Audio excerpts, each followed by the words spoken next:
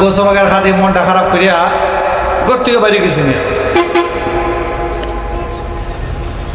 বাইরিয়া যাইতে যাইতে যাইতে যাইতে এক মরুভূমির মাঝখানে একটা গাছ আছে, গাছের তলায় গিয়ে ছায়ার মধ্যে একটু আরাম করতেছে। যেই মাত্র গাছের গোড়ায় একটু বিশ্রাম নিলেন, ঘুম ওনার ঘুম লেগে গেল।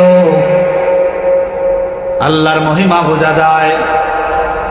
70 জন একটা কুতুবের দল, 70 জন একটা গৌস কুতুব আবদালের একটা দল, তারা এক জায়গার থেকে আইতে আইতাছেন।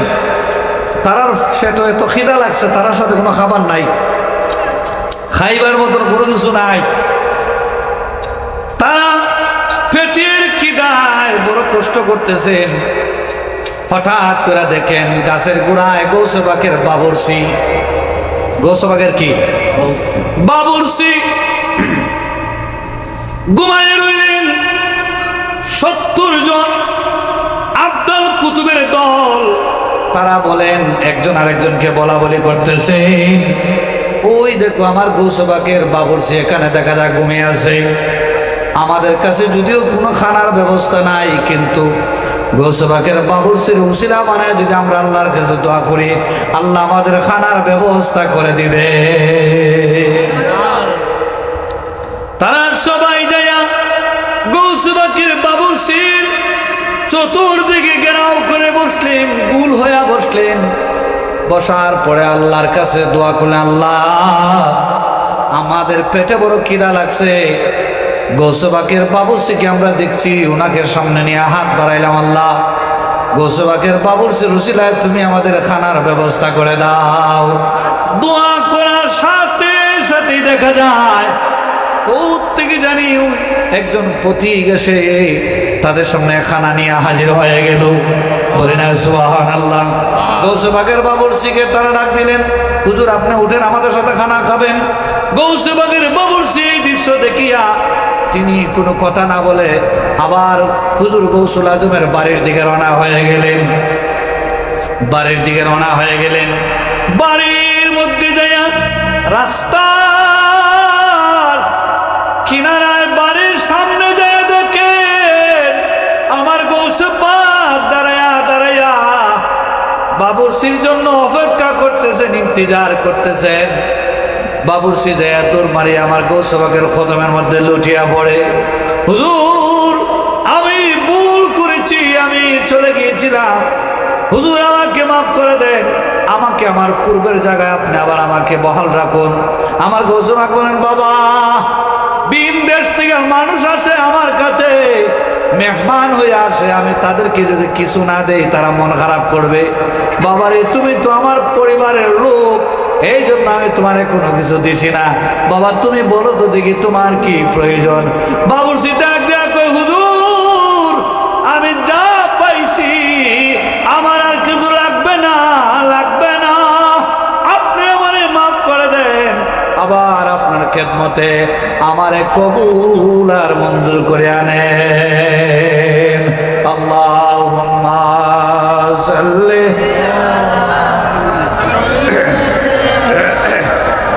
মাওলানা আলা আলি সাইয়্যিদিনা। আল্লাহর ওলিদের ক্ষমতা আছে না নাই?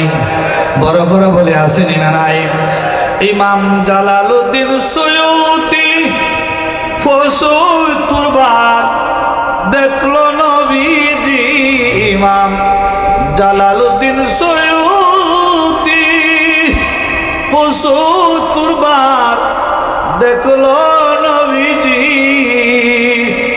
এতবার দেখিবার পড়ো তৃপ্তি তার হলো না, মদিনা মদিনা।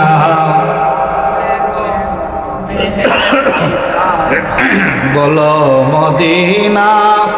ঠান্ডা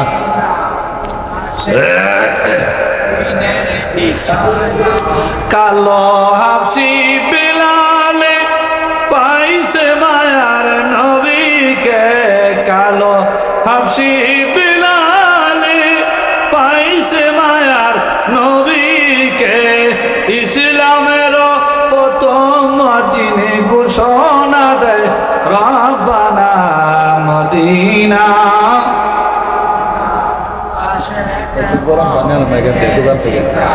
না বলো না মদিনা মদিনা।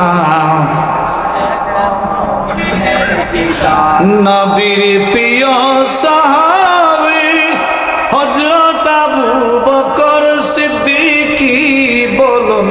নবীর প্রিয় সাহাবী হযরত আবু বকর সিদ্দিকী ভালোবেসে শুইল পাশে, ভালোবেসে শুইল পাশে, যাইয়া দেখো মদিনা মদিনা।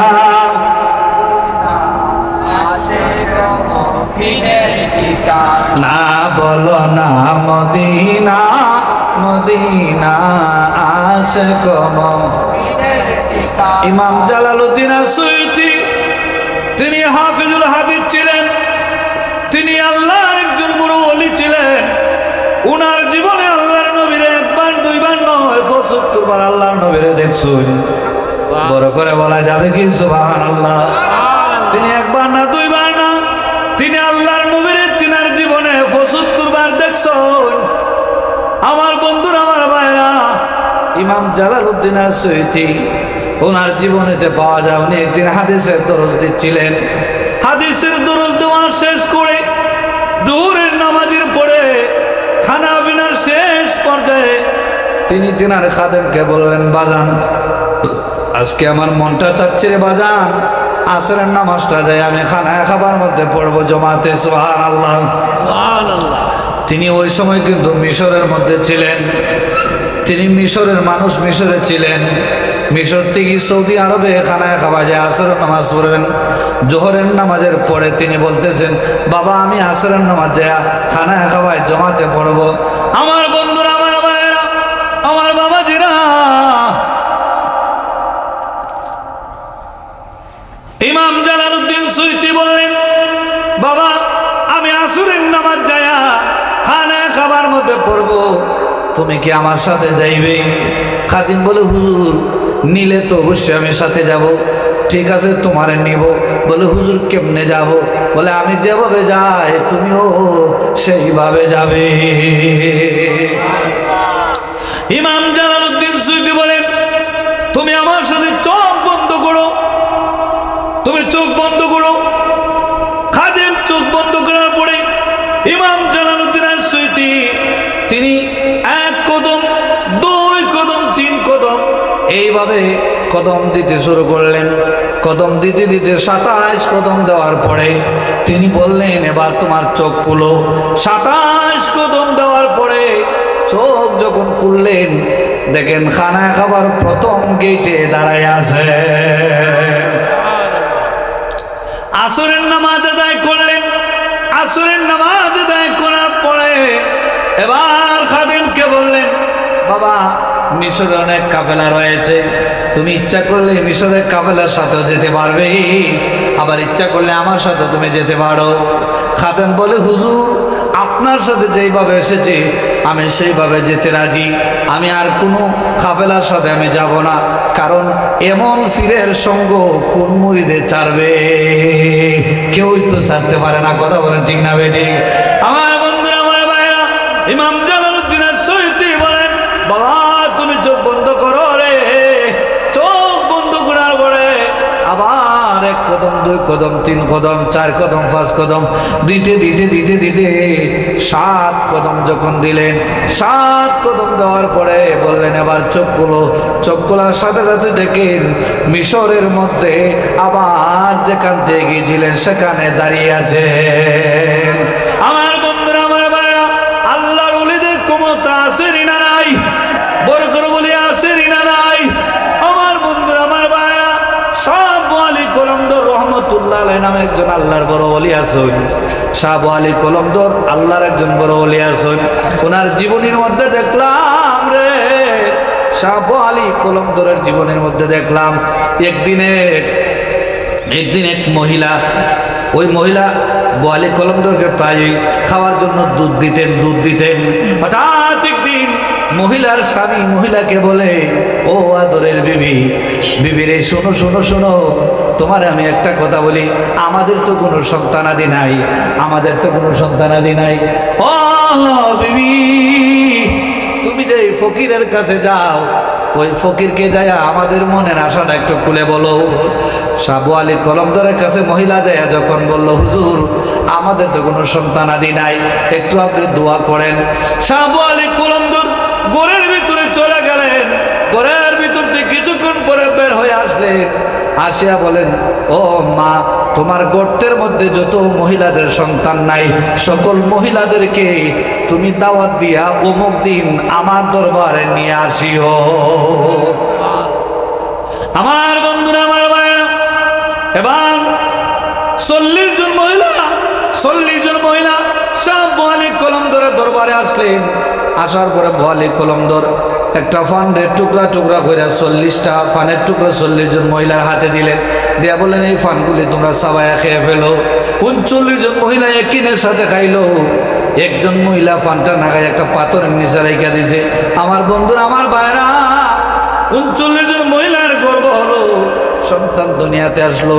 সন্তান হওয়ার পরে খুশিয়া আল্লাহর ওলির দরবারে কিছু নজরানা নিয়ে যখন 39 জন মহিলা গেল, আল্লাহর ওলি গণনায় দেখেন একটু বেড়া সেরা লাগতেছে। 39 জন না 40 জন হওয়ার কথা, সন্তান দেখি 39 জন, 40 জন দেখিও হয় না।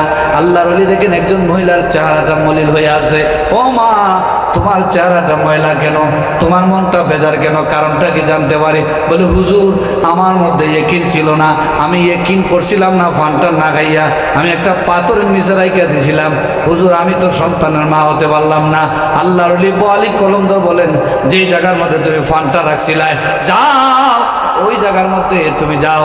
ওই মহিলা দৌড় মারিয়ে ওই জায়গার মধ্যে যাওয়ার পরে যায় দেখে একটা ফুটফুটে ছেলে সন্তান ওই জায়গার মধ্যে নড়াচড়া করতেছে।